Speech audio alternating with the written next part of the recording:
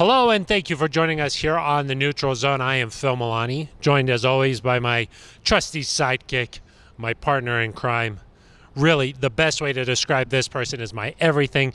It's Mr. at Eric Dalala. Well, I got a Mister this week. That's nice. Yeah. I love a good Mister. Phil, we're getting close to real football. Yes, roster cut downs occurred a little bit earlier this week. Got the 53 now. It's always in a state of fluctuation here, but we got a pretty good idea of what this Broncos team is going to look like when they line up against the Giants in 10 days. Yeah, good roster. George Paton's done a lot of good things, and Vic Fangio, I think, said it best the other day, Phil. He said, we've got more depth than we've had the last couple of years. They've been kind of retooling this roster, is the word Vic Fangio used, but finally at a point, this team can win. Yeah, exactly. So we got a great show in store for NZ Nation here. We'll talk about, what it is exactly that George Paton has done. What influence has he had on this roster that maybe, for the past 10 years it was John Elway and his personality kind of, pressing the buttons here, making the 53. Now it's George Paton for the first time here. I'll talk about, what areas have the Broncos really changed this year. And then maybe, Eric, let's get into this time of year, optimism. Everybody's so excited. But maybe some of the things they're excited about are an overreaction, not an overreaction. So maybe we'll throw out a couple of claims here and then get each other's takes on that. That could be nice. Insurance adjusters, Phil. Yeah, exactly. Actuaries. Some claims. Yeah, exactly. We got risk assessment. How are we feeling about everything? We'll break it down. That could be nice. Could be really nice. And then, of course, we've got some voicemails.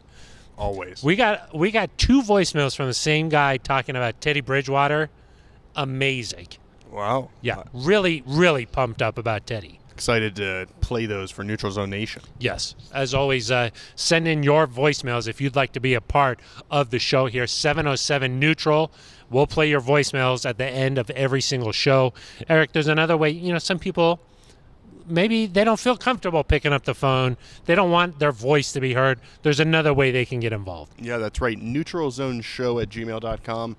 I've heard, Phil, that's a really good place to leave an email. Yeah. You log onto your little computer, your tablet, your phone.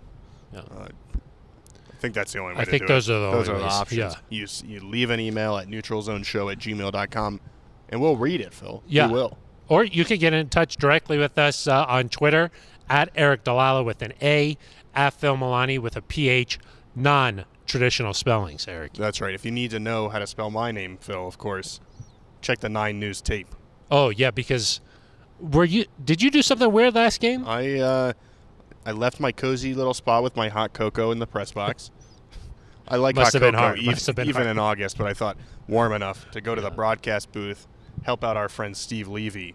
Yeah. How was that? It was nice, but I think I'm going to stick with my day job. There's a lot of pressure there. I mean, Steve Levy does Monday Night Football. It's a big production. If you, give him the wrong info, you're done. Yeah, you're sleeping with the fishes. Exactly. Yeah, some people, Steve. Yeah. No, a good friend of the show there, Steve Levy and Brian Greasy. I'm sure it was fun hanging out there in the 9 News booth. Yeah, great time. But happy to be back. Yeah. Kind of my normal responsibilities. Were you able to watch the game even? I mean, do you know what happened? A little bit. I think the Broncos won. Yeah. Okay. Yeah, so there you go. Eric with an A, you'll know it from 9 News. Check out Steve Levy's Twitter account, too. You can see something there, too. Yeah. Also, you could just leave a comment right there on the YouTube page if you're watching. We're coming to you from the Pat Bowlen Fieldhouse. Smash that subscribe button, too, while you're at it. Yeah, it's right down here, and you just go... Smash the subscribe button. We read all the comments. We do. I think somebody said that we need to get mic stands for in here. Oh, did they say that? Yeah, but, we need the arm workout. Yeah, and just some curls. Eric, while we were getting set up here, was doing some push-ups, sit-ups. 1,000 every day, right? Exactly, So yeah. we like to stay in shape. We got to look good for NZ Nation. That's what's got to happen. Eric, a couple of weeks ago, we threw out the notion that maybe the show might hit the road, might do some in-person live stuff. Eric, we got something cooking, huh? We do. Something is in the kitchen. It's not on simmer, Phil. It's on its way to a rapid boil. Yeah. The oven is being preheated. Exactly. And pretty soon we just got to put the steak is being marinated. Yeah, that's the way to do it. Yep. And you're going to take it out pretty soon. Yeah, we've got a big announcement coming soon. Can't share it with you. Quite share the details yet because it's so big. It's so big, but yeah. Phil, I think we can say that it might not be a one-time thing. That's true. It might be a thing for the season. As you know, after the first game here, we start doing 2 shows a week. That's right. Double. 2. Double the shows.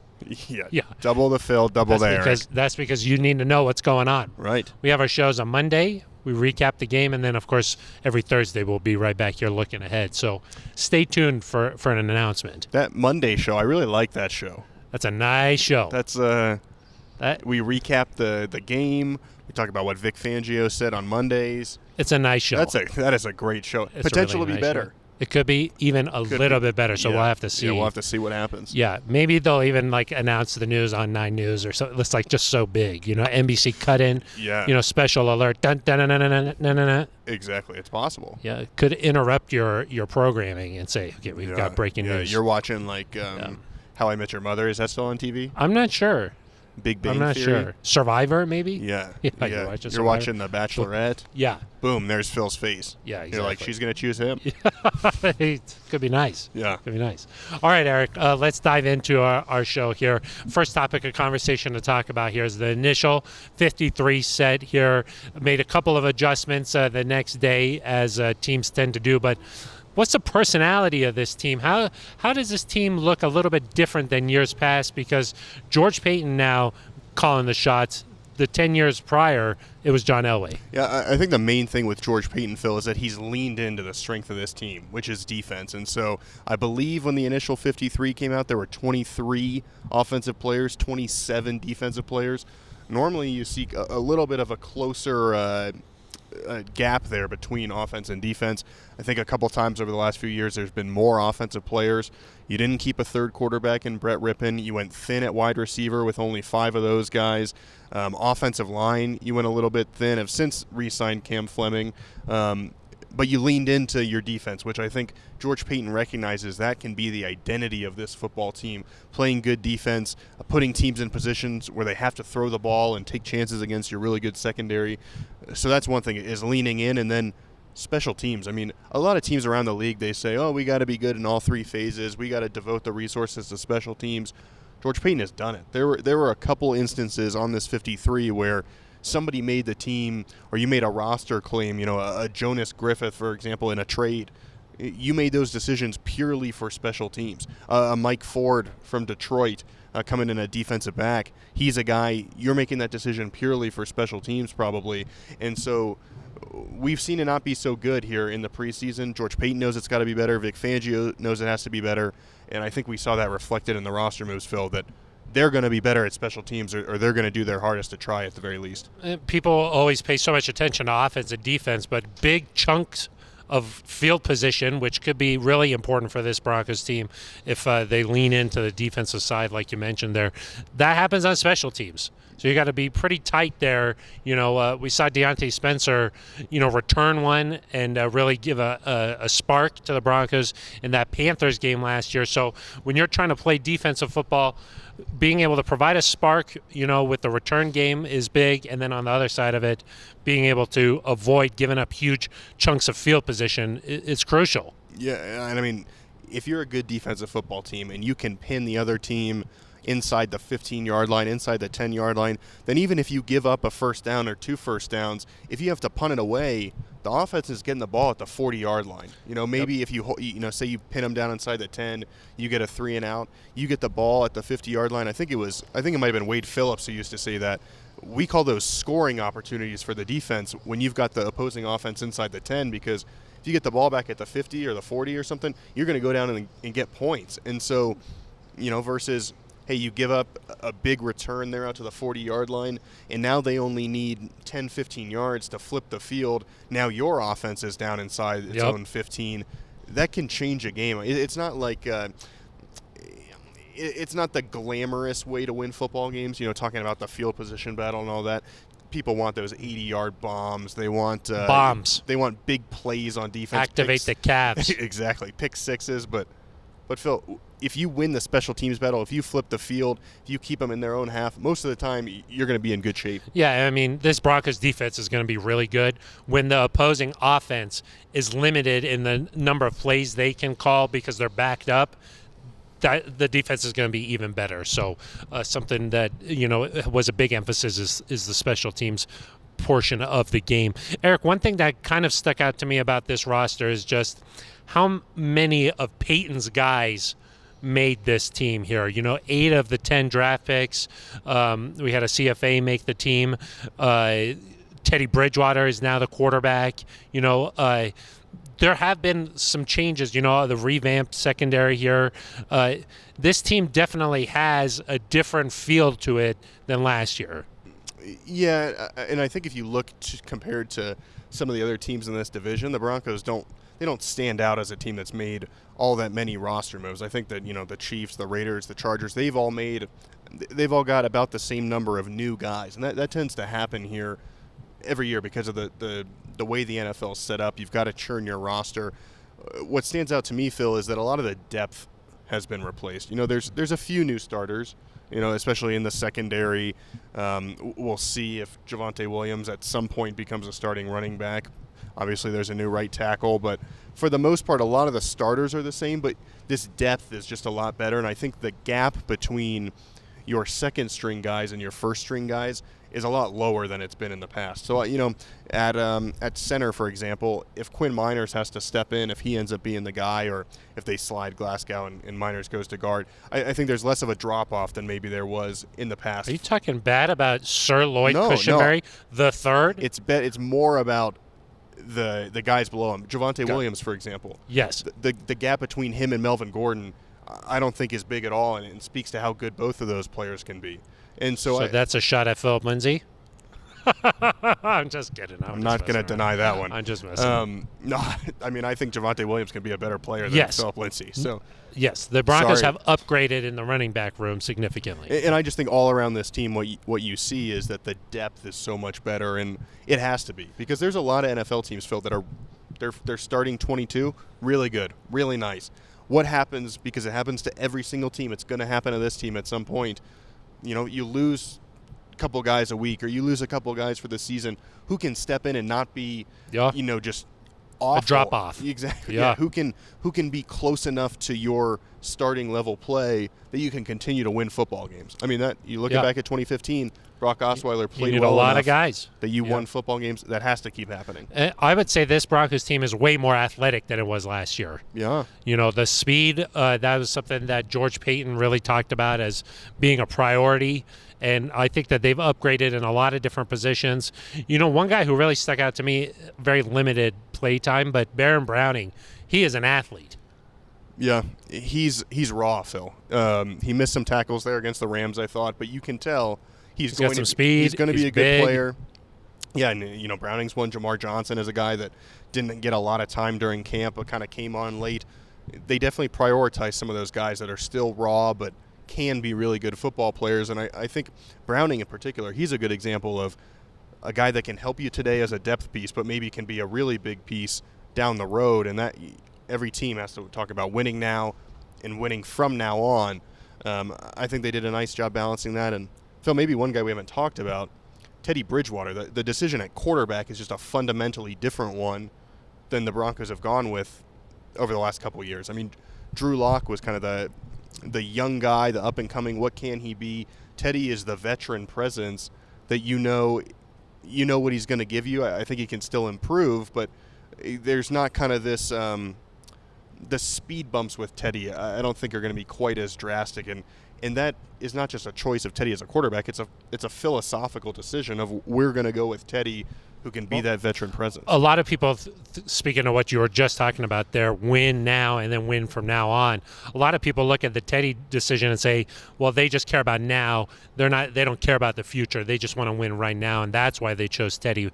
What do you say to that? Well, I think if Teddy shows that he can be the guy here, then you can continue to win from now on with him. But even if he's not the guy long term, say that he's the guy this year and maybe next year or for part of the year, maybe you add a guy in a trade, maybe you draft somebody, who knows what happens. But I think part of winning from now on is getting the rest of this team used to winning. I mean, you have a lot. Justin Simmons, Von Miller, and Brandon McManus are the only players on this team that have had a winning season in the NFL.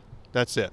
I mean, I guess, you talk about some of these additions from outside they have, but guys that were drafted here, nobody who's been drafted here has had a winning season outside of Vaughn and Justin Simmons, because Brandon, of course, was acquired via trade. I think it's important for guys like Cortland Sutton, Bradley Chubb, Jerry Jeudy. Get a taste. I mean, Jerry Jeudy knows what it's like to win. Pat Surtain knows what it's like to win from Alabama, but you've got to do it week in, week out from the pro level. And so I think even, if you get to 10-7, 11-6, something like that, even if Teddy isn't the MVP winner year in and year out, where he's the franchise guy, quote unquote, there's still value to help you win in the future, to have these guys get to a playoff game and experience what that's like. Yeah. I mean, I just think that you can't just write off Teddy's future just because he's been in the league for a little bit now. So definitely everything you hear about Teddy from the guys, they're really encouraged about the decision. And, quite frankly, we'll probably see Drew at some point too. Well, I mean, you hope you don't, because that means that Teddy is either hurt or not playing well. Yeah. So, maybe realistically you expect to see Drew at some point. I'm planning, the way I look at it is right now, I'm going to assume Teddy's going to play all 17 until I see otherwise. So. Yeah. Here's the other thing about Teddy is that no one's seen him play with this roster in a regular season game. When he had a really talented receiving core, when he had a good defense in Minnesota, they went 11-5 and made the playoffs, and that was just his second year in the league, I believe. Yeah. He played some good football in Carolina with a much worse roster. And so, I get the hesitation with Teddy, and I don't want this to transform into just a Teddy conversation, but give him a couple games here with the Broncos to see what he can do with this roster before you just assume that he can't be the guy to lead you to the playoffs. I think there was some pressure on Teddy last week going into that preseason game, just because was a big decision a couple of days prior to the game, and then, hey, you feel like maybe a little pressure on your shoulders to go out there and perform, and live up to, now I'm the starter. I thought maybe those first two series were a little bit bumpy, but it showed a sign of maturity, a sign of the steady hand that Teddy has for him to come back out there on that third drive and lead a touchdown. Yeah, and I mean, even the first drive, which was a little bumpy, they still got a field goal out of it. So you got points out of it. The 4.2 something points per possession this preseason has been really good. I mean, the Packers last year led with 3 point something. Obviously, you don't expect it to be that high when you're going against starters in the regular season, but I do think it's a good indication that they've moved the ball. They've only had to punt one time. And you're right, to rebound, go get a touchdown, that to me showed, hey, he's not going to let things spiral. That's what I'm saying, yeah. It's just sort of the mindset and that just sort of that veteran presence about him. Things don't just get out of control. Yeah, you can punt the ball. It's okay to punt the ball. What you can't do is you can't have 3 consecutive 3-and-outs where your defense is on the field now for a long time. You can't have 2 3-and-outs, fall behind by a touchdown, and then throw a pick. I mean, those are the things that get you into trouble. I feel better after watching that Week 3 game about Teddy's ability to avoid that. And I was going to say, once we get into the regular season, obviously they're going to be going against starters. They're going to be going against more complex defensive schemes. They're going to see some, wrinkles that are going to be thrown at them. I think that's going to even improve Teddy, too, just because he's seen a lot of it. He knows where he wants to go with the ball pre-snap. Teddy is going to be... He's going to be better in games come the regular season than even what we've seen so far. Yeah, I mean, you'd hope so. And the Broncos where Teddy really struggled last year was the red zone, and he kind of came out and said that's because we didn't practice it all that much. The Broncos have took a shot at Carolina a little bit. Yeah. The Broncos have practiced that plenty, and they were pretty good in the red zone during the preseason. So you'd like to see that continue. But yeah, I do think you're right. You're not going to be able to fool Teddy the same way that. Maybe Drew, as a young guy who's still learning things, might be surprised by a blitz. Or there were plenty of times last year Drew said, I just didn't see that. Or, they threw something I wasn't quite ready for. That's going to happen with a young guy, and it's, you got to decide, is it worth it? Is it not worth it? Clearly, I do think you're right that that's part of the bonus of Teddy Bridgewater that we'll see when you get to week 1. Not to get too much off topic here with this quarterback talk, getting back to the George Paton things, though, I think that if you look at the starting lineup here, though, there is going to be some difference. I mean, Teddy Bridgewater is a quarterback here. The right tackle with Bobby Massey is a Teddy guy, or is a George guy. Javonte, if he becomes the primary running back, he did not play in that preseason finale, so that might tell you a little bit of something where the Broncos are right now.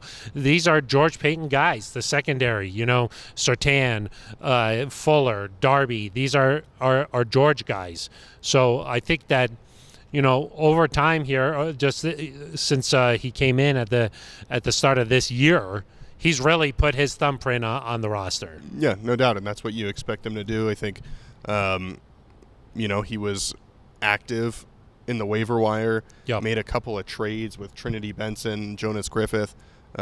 He's done kind of everything you expect him to do, which is leave no stone unturned, work really hard. We've heard he's a grinder, that he evaluates all the time. What is it that Vic said?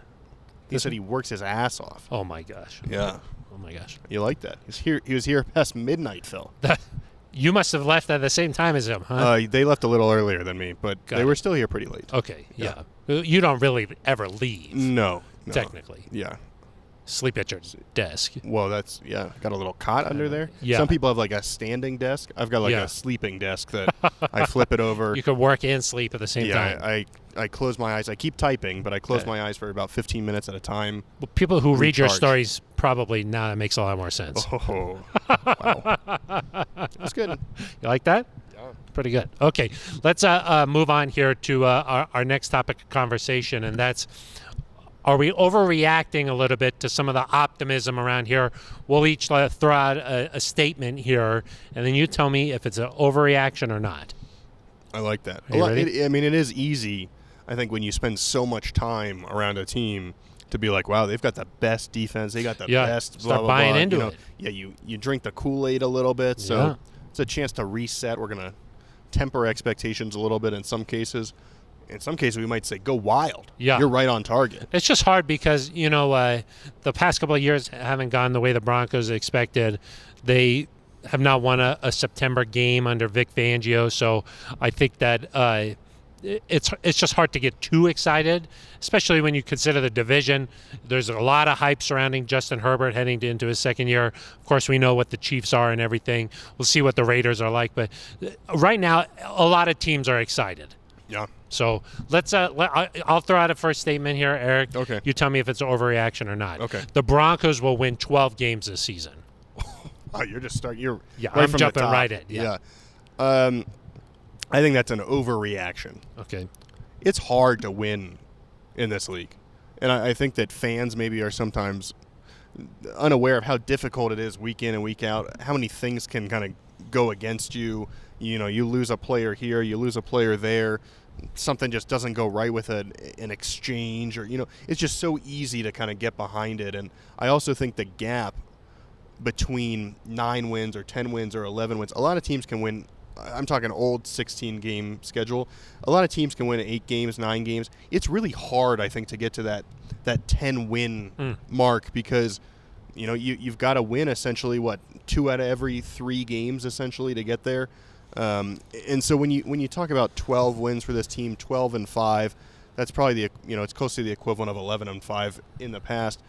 I just think you look at 2 games against the Chiefs, 2 games against the Chargers, a Thursday night game against the Browns, on the road against the Cowboys, on the road against the Raiders, on the road against the Steelers, home against the Ravens. Not to say you're not going to win any of those, because I do think you can steal a few of those, but there's just, I think where this team is at right now, until they prove it, I think there's too much to get to 12.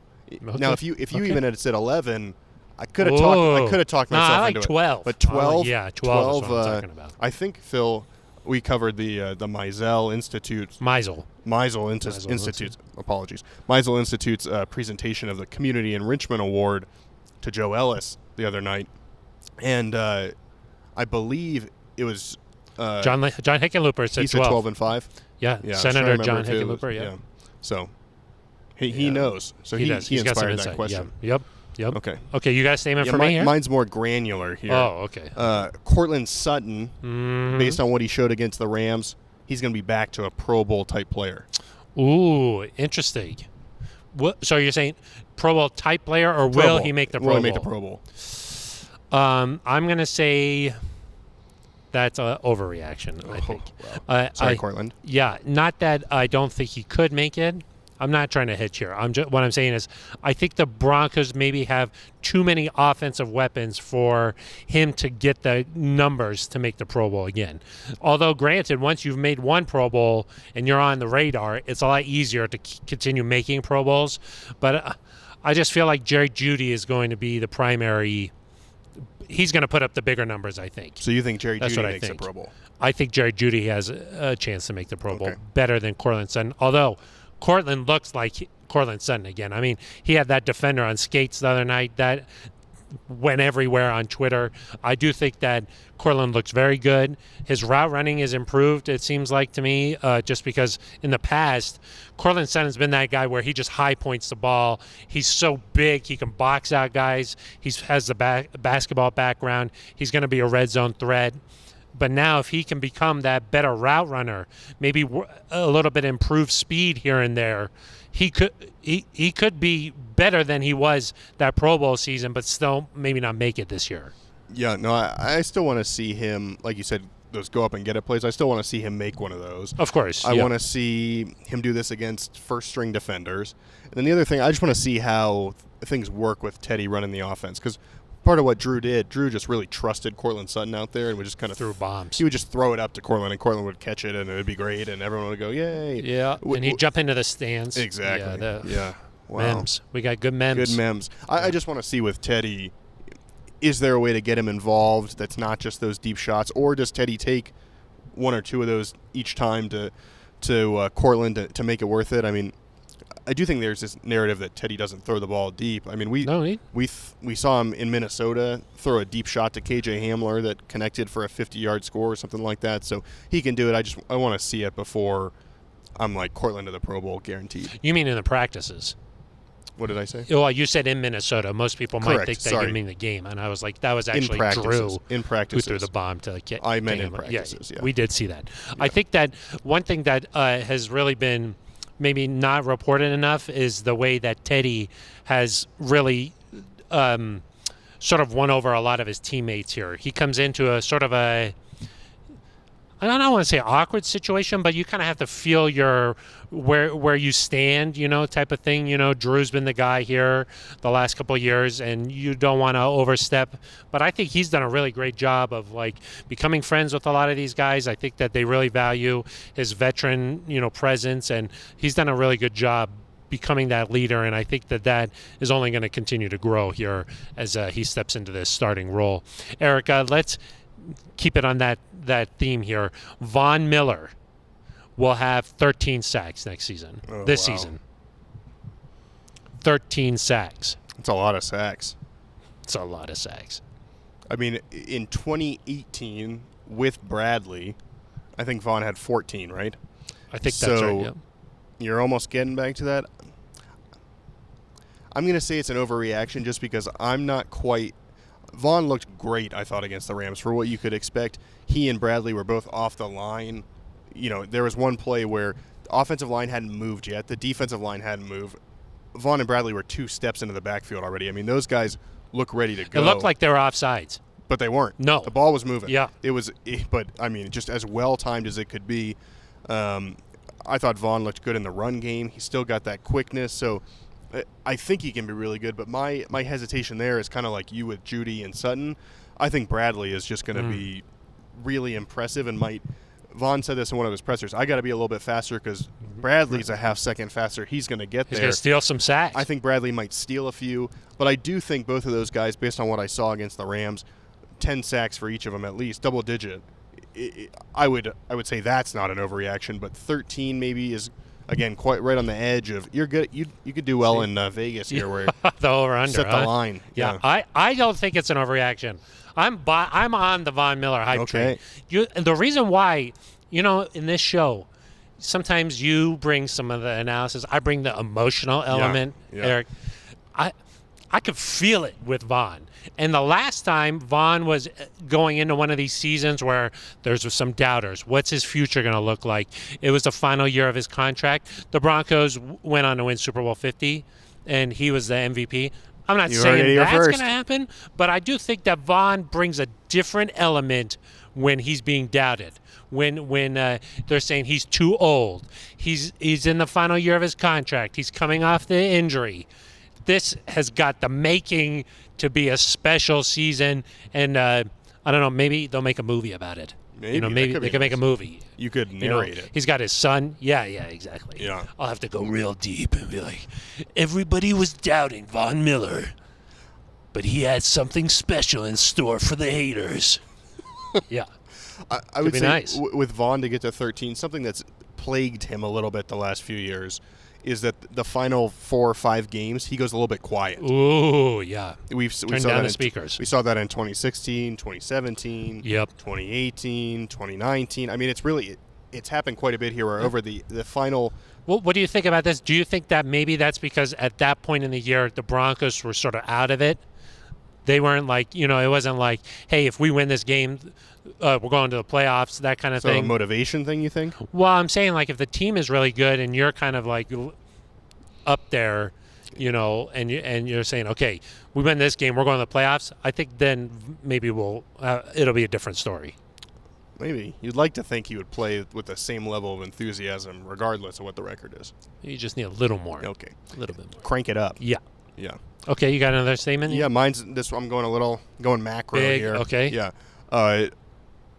Based on the Broncos' September struggles, Phil, Week 1 is a must-win if you want to make the playoffs. Ooh. That's the Giants. I was kind of going. I had my next statement was going to be kind of like that. But, sorry. A must-win to make the playoffs. Yeah. Huh? I do think the Broncos will be playing like with the razor-thin margin for playoffs this year. Like they can't drop a lot of games that they're supposed to win.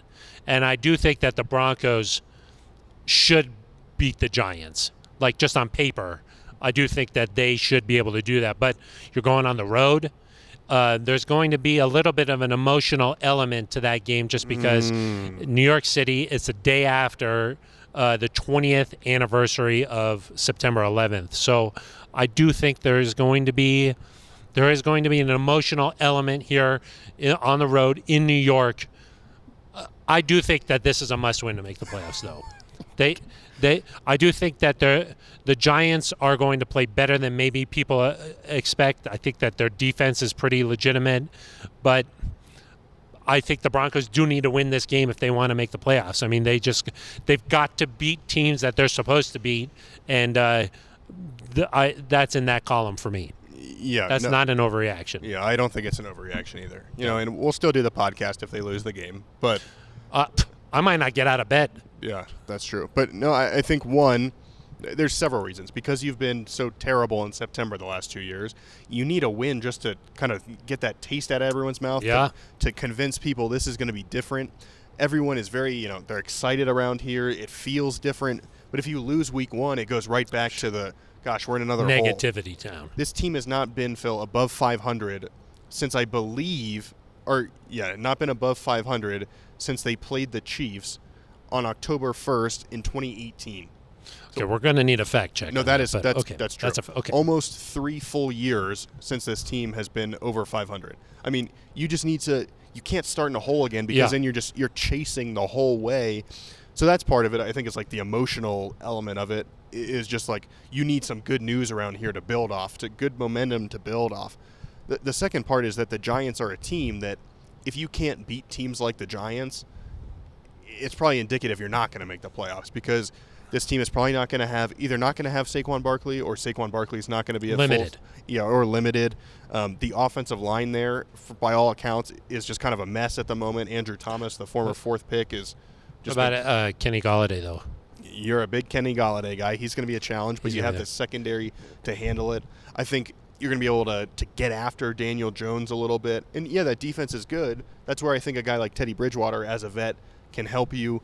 Maybe you don't light up the scoreboard, but I think absolutely, and we'll talk about this a ton more next week, but you have to win that game to set the tone. both emotionally and for what it means the rest of the year. I was going to say, so my next statement was going to be the Broncos will go 3-1 to start the season, but I'll change it a little bit. Not an overreaction. I'll change it a little bit. I'll say 4-0. Going 3-0 in the preseason is a big deal. It's a big deal. Overreaction or no? I'm torn here because I do think the emotional thing about getting used to winning is important. I think it's still an overreaction. I think what's not an overreaction is the fact that the defense went out there and looked so good. The fact that Teddy Bridgewater went out there and led the offense effectively. That's not an overreaction. Even though it was against backups, I do think that that's a really good sign. But if the Rams had scored, for example, on that final drive, it doesn't matter. It doesn't have any sort of impact on the overall landscape of this thing. So I think it's good that, and not an overreaction, that your starting unit went out and performed well each week. But as far as the overall record, if you go 0-1, the 3-0 doesn't matter at all. Got it. Okay, yeah. I mean, a few years ago, the Broncos went 4-0 in the preseason. It didn't matter. But It did help them get off to a better start. I believe they won the first 2 games that season with Vance Joseph as the head coach there with Case Keenum. But I'll just say this. A couple of years ago, 2013, the Broncos went to Seattle in the preseason, and they got blown out. And I remember a lot of people around here were really upset by that performance, and it wasn't necessarily the final score or the result that really mattered. It was more the mindset. They just went there and they lost. That's not in this. That team had Super Bowl aspirations. You don't do that. You don't just show up and not really play. I think that the fact that the Broncos went to Minnesota, blew them out, went to Seattle, blew them out, it just shows that there's maybe a different vibe around here, and that to me is a big deal. And that resulted in 3-0. So on one hand, obviously the results don't matter, but the fact that they went 3-0, the positivity around here is through the roof. I'm going to say not an overreaction. Okay. So I've already forgotten about the preseason. Oh, got it. Yeah, I'm on to week 1. Okay, fine. That's fair. Do you have one more for me here, or you got? Yeah, I had a whole list for you, Phil. Oh my goodness. Pat Surtain should be the defensive rookie of the year favorite. Oh, favorite. Yeah, I think that's not an overreaction.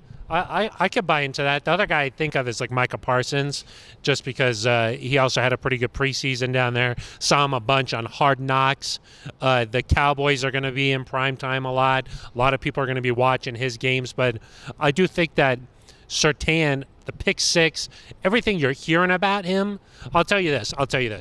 A lot of times when we're after practice, you talk to guys like Jerry Jeudy or Cortland Sutton, Von Miller maybe, the teammates, they kind of hype him up a little bit, the way they've been talking about him. And I'm like, okay, that's interesting to me, but I expect teammates to sort of build their teammates up.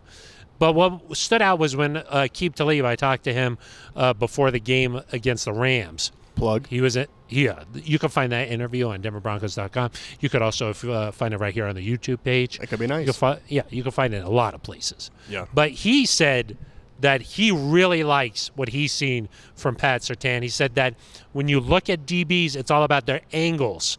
How do they break on the ball? Where are they coming from? At that moment of contact, what's the angle? And Talib said that you could tell Surtain grew up around football, a lot of natural, tendencies here. It's instinctual for him. And the fact that Talib, a former All-Pro cornerback, said that about Surtain, now I'm buying the hype. Not an overreaction. I actually, you talk about not teammates saying something. I think how strongly Vic Fangio has talked about Pat Surtain. Which Fangio does not like to hand out comments. When you get a compliment from Vic Fangio, it's a big deal. It's a big deal. You've done something right, and he's just spoken really highly of Pat Surtain. Everything he's been able to do, hasn't really tried to dial down expectations like, oh, he's just a rookie, we'll see what he can do. He's been like, no, he's played all over the field. He's picked this up better than any rookie I've ever seen. I mean, that's high praise from Vic. And I think the way they're going to use Pat getting him on the field, whether it's in dime as a linebacker, in the slot, an outside corner, however it ends up being, he's going to have opportunities to make plays. We've seen that he's a natural playmaker, that he knows how to study film and learn these routes. He's a smooth operator, too. He is. And I also think the other element of it is, I would say J.C. Horn and maybe Micah Parsons are kind of the other two guys that really stand out as competition for Defensive Rookie of the Year. Carolina might not be a great team, and so teams might run the ball against them. I think Denver is going to be good enough that, especially if you get up, teams are going to have to throw the football with the pass rush. Quarterbacks might have to get rid of it. Excuse me. Sorry. A little bit early. Sorry. And then Pat can go ahead and make those plays, and you don't have to have 10 interceptions to be Rookie of the Year. If he gets 2 or 3 and makes a couple big plays, that could be enough to tilt it in his favor. The only thing I'm just nervous about is just that the Broncos only have one primetime game. So, unless they get flexed into something, I'm not sure how much of the country is going to be seeing Surtain play live. But if he's making plays and highlights, they're going to be everywhere. If this Broncos team is good, maybe they'll get flexed in. You're already pointing to some bias here. I'm just saying that award is a little political. Yeah. There's a little... Like Offensive Rookie of the Year last year. Very political. Yeah, a quarterback is the most important position on the field. It makes sense for a quarterback. Average quarterback better than Pro Bowl receiver. It's an important position. It's an important position. Doesn't make sense to me, but so I don't have a vote. So maybe if Micah Parsons is doing the same thing and has the same type of season as Surtain, but he's on prime time all the time, I'm just nervous a little about that. Yeah. But I do think that if you make enough plays, if you're in the end zone celebrating with your teammates after a pick six, that's all that matters. I heard that they were going to actually give Justin Herbert this year's Defensive Rookie of the Year award just because he's a quarterback. So it's impressive. I heard maybe because of that hair. You know what I mean? Yeah. It's good enough. That's true. To also win Defensive Player of the Year. Yeah. Okay. Are you done with statements, or you got any more statements? I'm done. Are you sure you don't want one more? You want something like with Teddy, or no? You're good. We talked a lot. Okay, we talked about Teddy. Yeah. Okay. Should we get to voicemails? We should. Okay. Let's get to our voicemail section of the program. This guy, big fan of Teddy Bridgewater. Hey guys, I just wanted to chime in on the quarterback situation. Being that I went to the University of Louisville, I've been honestly following Teddy Bridgewater since Rivals.com in high school. It is a sure thing if they stay healthy that they're going to the playoffs with Teddy Bridgewater. In 100% fact. He completes pretty much career-wise 70% of his passes. He's a football player. Drew Lock is a starter in the NFL for sure. But Teddy Bridgewater is a playoff quarterback, and with the right team and right talent around him, can go deep into the playoffs. And that's why he's in that division. There's no coincidence. It's a quarterback-driven, and all you guys needed was a quarterback, and you got Teddy Bridgewater. If he stays healthy and the team stays healthy, it's going to be a beautiful season. Thank you. Eric, it's going to be a beautiful season. I like the way this guy talks. Just a fact. Yeah, they're going to go deep. I like the emphasis. I really like the way. It's a beautiful thing. Yeah. I like that. He's Teddy Bridgewater is a football player. He's a football player. I like that. Yeah. I am a little confused. He said Louisville. Pretty sure it's Louisville. Lowell. You got to have a little molasses in the mouth. Yeah, Louisville. Yeah. You're insulting them. I'm just saying it properly. Lowell. I'm not insulting anyway. That's how you say it. Eric, that's how you say it. Okay. I'll get confirmation from Teddy later today, okay? He was pretty fired up, wasn't he? He was. He was not done. Hello. Hi, my name is AJ again, and I left a message about Teddy Bridgewater. But, again, I've been following him for a long time. This dude is a winner. The fans that wanted to go with Drew Lock don't know. The stats show that Teddy Bridgewater is a better quarterback. So I don't know. And people talk about potential and all that stuff, too. Teddy has been hurt. He's still, in the prime of his career. And he's been to the playoffs. If Blair Walsh didn't miss a 3-yard field goal, they would have kept going on in the playoffs. He can win. He's won his whole life. He's a gamer. It's not even debatable, in my opinion, on who should have been the starter. Drew Lock is good, but they brought Teddy. It's the GM that drafted him in Minnesota is now with the Broncos. All right, they know that Teddy Bridgewater has the talent to do it. when people say that Drew Lock has a bigger arm, all this stuff, yeah, that might be true. But Teddy is way more consistent. And, like, Teddy can throw dimes. That's what people don't seem to understand. Like, he's an actual, like, good quarterback. And he puts the ball in space so that people can just make plays after. Like, he knows the offense. It's just really refreshing that the coaching staff honestly picked the right person. Like, I'm not even at training camp, and I know who should start. So it's really, and sometimes you don't see that when, you know, and these guys are head football coaches, and they need to make the right decision regarding football decisions. So I'm really glad that they gave Teddy Bridgewater the starting job. Like, 100% makes sense. And now you got, and he can win a Super Bowl. He almost beat Kansas City with McCaffrey played that game, but like the whole season last year, they just didn't finish. Like, Carolina just didn't finish, basically. They had like 8 times where they should have won the game. So, I mean, he's got to get better in the red zone, and he's got to make plays and finish, but he will. Like, he definitely can. He's got the talent around him now. And again, it's just really good to see. Thanks. Eric, I need more voicemails in my life like that. Yeah, I like how AJ, he left one in support of Teddy Bridgewater, and then I like to picture him in Louisville saying, you know what, that wasn't enough. Yeah. I'm going to call back in. Those guys, I don't think they got it from the first one. Yeah. I need a callback. I'm going to bash Carolina. Teddy Bridgewater throws dimes. Yeah. Yeah. He makes some good points, yes, though, I think. You know, I do think that people are just assuming Teddy is going to be who he was last year. It's not necessarily a fair assumption in my mind. So, Eric, I love that voice. I love those voicemails. AJ, he's not straight to the top. He's not even at training camp, but he knew Teddy was the right guy. I like that part. and I haven't been there, but I know. And the other thing he said was, "These are head coaches making these decisions." So, I love it. Sounds like you're making fun of him a little bit. No, I agree with a lot of what he says. I do too. That Carolina, the roster, not quite as many playmakers as the Broncos. AJ, they were close. You. They were close in a lot of games, didn't finish. He brought up some good points. Yeah. And it's nice to hear from somebody who's a Teddy fan and who speaks like that. I mean, that's our cue now. If this team starts 2-0, there's going to be a lot of Teddy fans for that home opener. I want more voicemail. In case you're wondering and you're like, maybe I should leave a voicemail, I want it to sound like that. Yeah. That's how you get on. That's true. That's how you get on the show. Yeah. You know who else gets on the show? Jeff Flanagan. Jeff Flanagan, yeah, that is true. Jeff sorry. Flanagan, big fan of the show. Of course, Jeff Flanagan gets on. I was thinking Tom Magnetti. Yes. I would love it if you guys could give me some insight and tips on how to make a perfect game day weekend. Is it where do I park? Where do I sit? Where do I go to tailgate? All those things.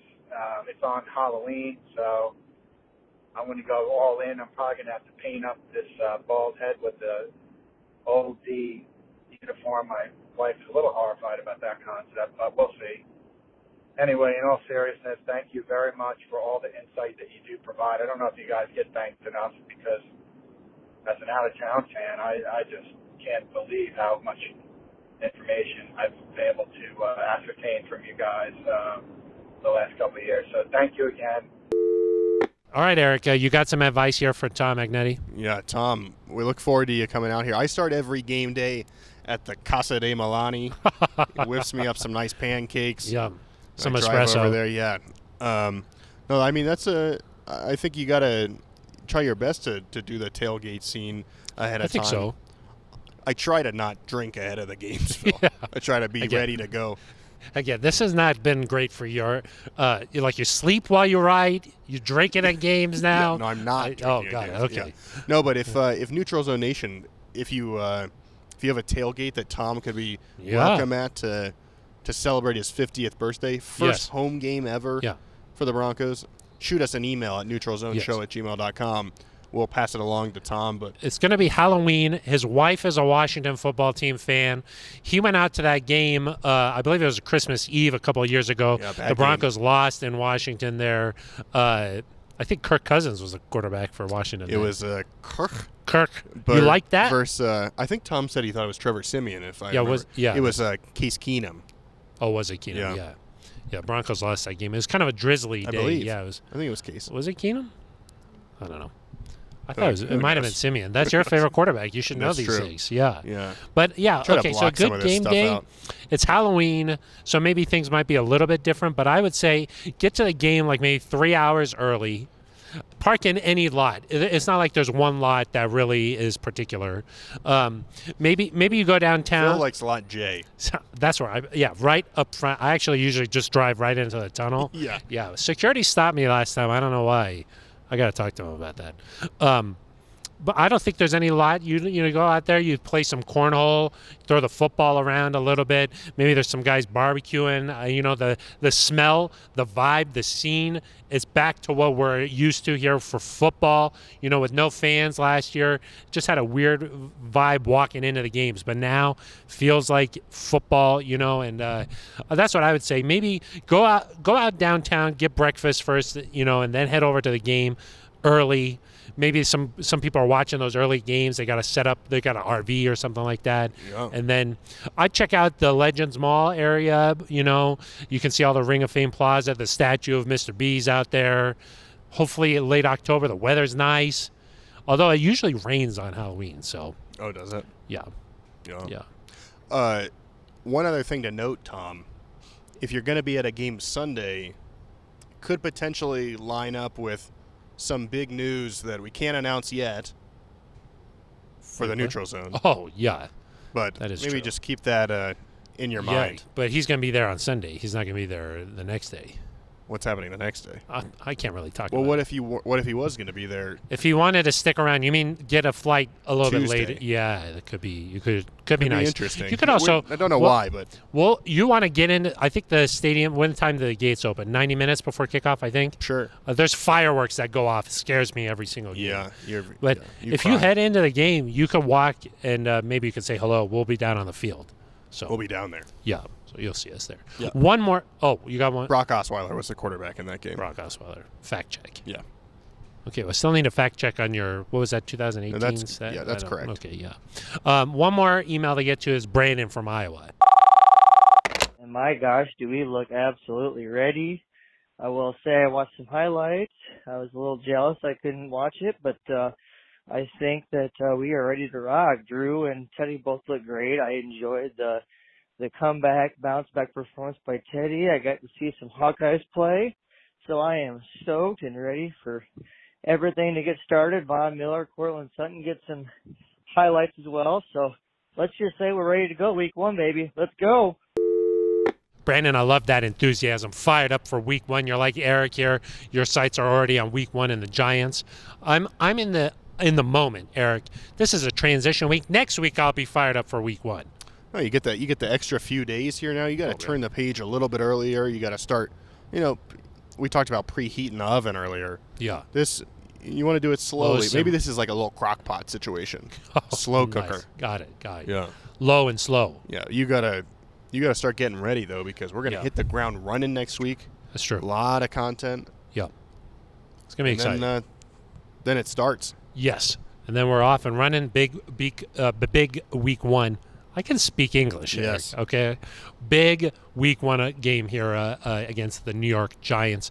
Eric, how do people leave a voicemail if they want to be on those? Well, they could leave one at 707 neutral. That could be a nice way. Okay. Or they could leave an email. That's right. neutralzoneshow@gmail.com. Okay. Both options. Got it. Or just hit us up on Twitter. That's right. At Eric Jalala with an A. At Phil Milani with a PH. Non-traditional spelling. Yes. Important to remember that. Or just leave a comment on YouTube. I read all of them. We do. Most of them are about my hair. Yeah. We like those. And I like that. Yeah. Actually, your hair's been getting some comments recently. Yeah. You got that fresh cut last week. Yeah. Looking good. We keep getting comments about the neutral zone infraction. I don't know if that's from somebody Tom wants or not. Somebody wants a segment. Yeah. Neutral zone maybe infraction. we'll try to work that into one of our new shows. Well, you know what we need is like a referee in the game to say that. Yeah. And then we could play that. You know what I mean? Yeah. Neutral zone infraction, number, whatever. Yeah.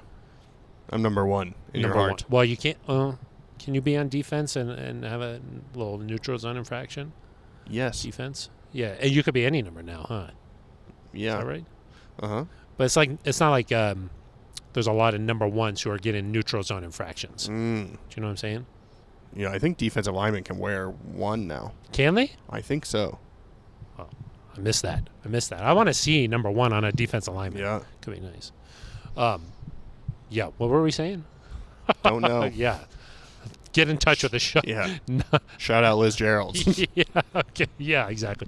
Leave a YouTube comment, and we'll also comment on that, especially if it's about Eric's hair. Eric, let's get to the shout-outs. You already started it off Sorry, by apologies. Liz Gerald. Yeah. Yeah. Also, a shout out to Joe Ellis, received the Meisel Award for Community Enrichment. Yes. It's a nice little. Peyton Manning was there. John Elway was there. Yes. Some Colorado dignitaries. Yeah. John Hickenlooper was there. John Lynch. That's not true. No, John Hickenlooper. Yeah. Michael Bennett. Michael Hancock. Jared Polis. Yep. Yeah, the governor of Colorado. Yep. So, yeah, it was You a big were there. deal.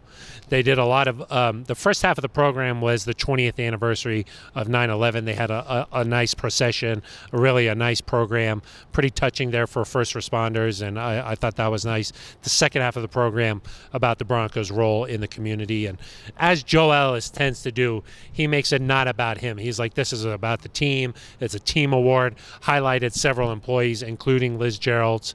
So I thought that was nice. It was nice, yeah. And you're right. All the credit went somewhere else from Joe. So he always does that. yeah. But you know what? Joe has done a really nice job. Yeah. He was put in a tough position there, everything with Mr. B transitioning here. And we'll see. He wants to see the transition of ownership through, and then that's it. He's going to ride off into the sunset. Yeah. He told Mike Kliss he would take a bow for him. Yeah. Could be nice. Yeah. I want to see that. Yeah, me too. Yeah. Any other shout-outs, Eric? I thought it was nice that Teddy Bridgewater, he gave a shout-out to the city of New Orleans, of course, going through a lot here with Hurricane Ida. That's now made its way up to the northeast and now affecting so many people with flooding and everything. So we're thinking about everybody who's been affected by Hurricane Ida. Hopefully Tom Magnetti in Delaware is doing okay. Yes, that is true, yeah. Make sure that NZ Nation takes care of itself. It's a crazy time. You got fires in the west, you got the flooding down south and in the northeast. The whole country being affected by some unusual weather patterns right now. Sadly, maybe not unusual. Yeah, exactly. Yeah, exactly. Maybe not that unusual. Yeah, exactly. So hopefully everybody's staying safe out there. Eric, anything else you want to touch on here? I don't think so. I'm excited to get to a game week, Phil. Let's go. Exactly. And stay tuned. Maybe we'll have some news. Maybe next about week. some NZ something. Some programming. Something. Yeah. I can't really You've said talk too about much. It. Yeah. Our legal counsel here at the Neutral Zone not going to be happy. No. No. They're never happy with us. No. We'd like to push it, especially when we're talking about West Rock Coffee. That's right. Gold package, elephant on the front. We haven't brought that up in a while. No. Could you buy like some Breckenridge beer? Could you buy that at King Soopers? King Soopers? I think so. Yeah, you can. Could be nice. Yeah. I think you can buy that there. Yeah. I've heard that's good. I've heard that's really good. That's what I've heard there. Yeah. I don't know. Okay. All right. That's going to do it for us. We'll be back next Thursday with a complete preview of the Broncos and Giants Week 1. We've discussed it. It's a must-win game, so we'll be breaking that down next week. Until then, for Eric Della, I'm Phil Milani. You've been listening to The Neutral Zone.